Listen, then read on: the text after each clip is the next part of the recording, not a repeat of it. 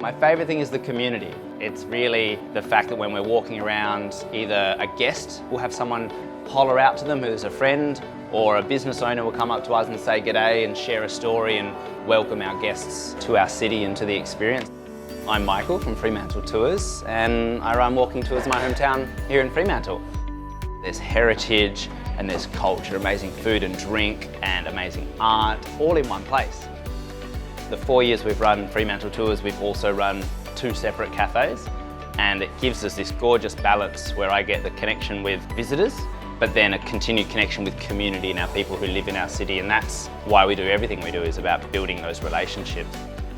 Imagine you're on holiday and doing the things you love to do while you're on a break, maybe doing a walking tour in a city and discovering new things and meeting new people. And these are things you pay to do and you love, but then you can do it for work. You can get paid to do that.